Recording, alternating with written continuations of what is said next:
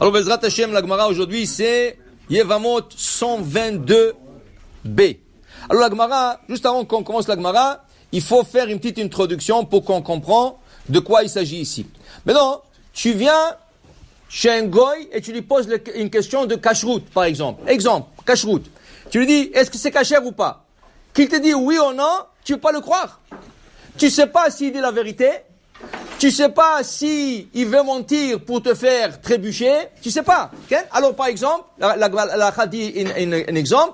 La dit, il y a du lait qui s'est versé dans une marmite. Maintenant, toi, tu sais pas. Toi, tu dois calculer. Est-ce que dans la marmite, la soupe, la viande, les légumes, tout ça, ils ont 60 fois de volume contre le lait qui est tombé? Tu sais pas. Alors, tu vas chez un goy et normalement, tu lui donnes à goûter. Tu dis, goûte-moi cette marmite et dis-moi s'il y a du goût de lait. S'il y a un goût de lait, c'est sûr que la marmite, là, on n'a pas de volume de 60 fois plus que le lait. Et s'il n'y a pas de goût, c'est bon. Maintenant, je ne peux pas lui poser la question directe. Pourquoi? Peut-être il va mentir. Il va dire, non, il n'y a pas. Non, il n'y a pas, et en vérité, il y a. Qu'est-ce que je dois? Comment je l'approche? Comment je viens chez le goy pour lui poser la question? Je lui dis, regarde, ma femme a fait cette délicieuse soupe. Est-ce que tu peux rien que le goûter? S'il te plaît, goûte le rien pour que tu vois que ma femme elle cuisine bien. Il goûte. Je lui dis, est-ce que tu as goûté le lait qu'il y a dedans? Il te dit, quel lait?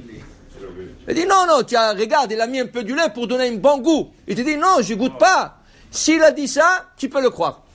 Ça s'appelle Masiyah le fitumo. Maintenant, il parle par innocence, parce qu'il ne sait pas de qu'est-ce que tu veux de lui. Lui, il pense que tu veux de lui rien goûter la soupe de ta femme. Okay? Mais si tu serais venu lui poser la question directe, est-ce qu'il y a du goût de lait? Tu ne peux pas le croire. Maintenant, on va comprendre la Gemara de ce matin. Il y avait une histoire dans le Talmud, ici, dans la Gemara Yevamot. Il y avait une histoire qu'une pundakit, une hôtesse d'un motel, elle a vu deux juifs. Elle dit, venez, j'ai quelque chose à vous montrer. Elle a sorti un sacoche, plus un bâton. Elle dit, voilà, il y avait un juif comme vous.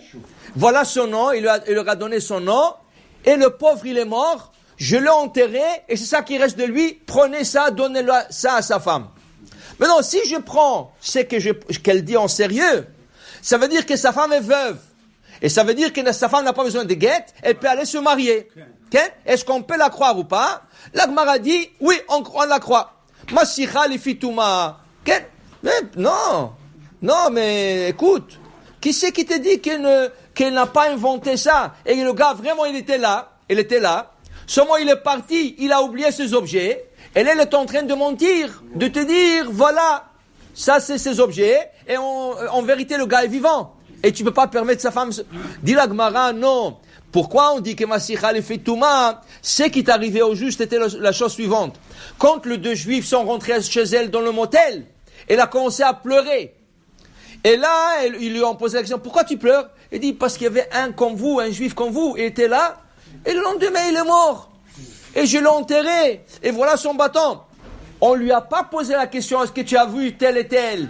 Est-ce que tu sais qu'est-ce qui lui est arrivé? Et si elle aurait dit, il est mort et tout ça, on l'aurait pas pris au sérieux. Mais comme elle a parlé d'elle-même, ça s'appelle Masiyah le fitumo. Elle parlait d'elle-même et par innocence. Et pas par dire à la chasse, c'est oui, c'est non, c'est kasher, c'est pas kasher.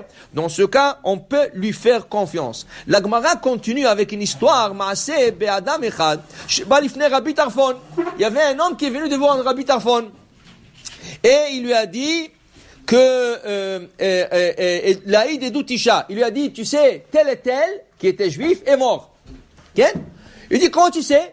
Il dit, parce qu'il y avait un goy qui a couru après nous, pour nous tuer. Qu'est-ce qui est arrivé? Lui qui était rapide, dit la Gemara, il s'est accroché sur un figuier, ou pachro. Il a cassé une branche de ce figuier, et là il se retournait contre le goy, il lui a fait fuir.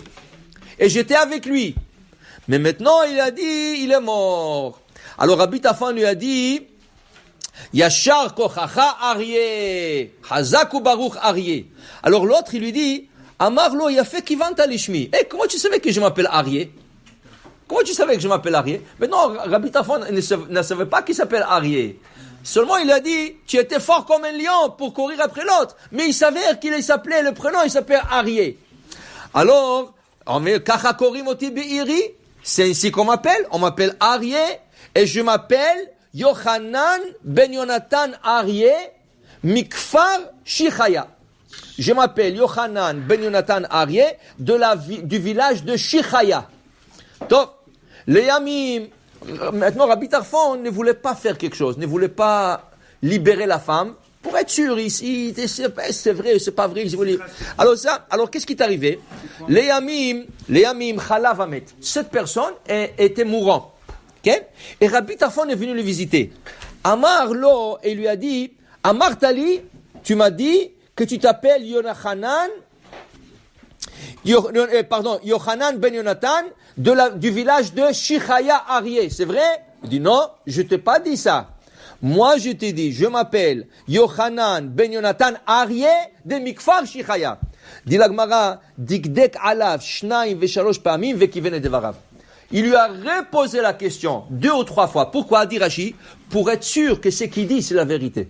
Et quand il a vu que même mourant, il était capable de répéter son nom qui est lent, il y avait trois prénoms là, il était capable de le répéter avec clarté. Il a dit, c'est sûr, qu'est-ce qu'il m'a dit l'autre jour, que l'autre il est mort. Alors c'est sûr qu'il avait raison aussi. Ça veut dire il n'a pas inventé ou il n'a pas pensé comme ça. C'est vrai. Et là il est parti Rabbi Tarfon. Et ici Rabbi Tarfon et Ishto. Rabbi Tarfon a donné permission à la femme de celui qui est décédé de se marier. Et lui même il l'a marié. Pour te dire, Amar Rabbi Elazar, Amar Rabbi Chanan, Talmidei Chachamim marbim shalom ba'olam, sheneemar v'chol banaich limodei Adonai v'rav shalom banaich. Le Chachamim, ils amènent le shalom. Pourquoi? Parce que le Dayan, il doit savoir comment poser ces questions. Et la même chose pour nous. Même pour nous. Dans la vie quotidienne, tu dois savoir comment poser la question. Okay? Alors regarde, même quand tu rentres dans la Gemara Baba Metzia dit comme ça, tu rentres dans un magasin et tu lui dis, ah, j'aime cette paire de souliers, elle est belle, déjà tu lui as fait monter le prix. Même si ça coûte $20, il va te dire c'est $30. Pourquoi? Il a vu déjà que tu aimes. Non, tu rentres, tu dis, ah, j'avais une fois une paire comme ça, mais je sais pas, combien ça coûte? Okay?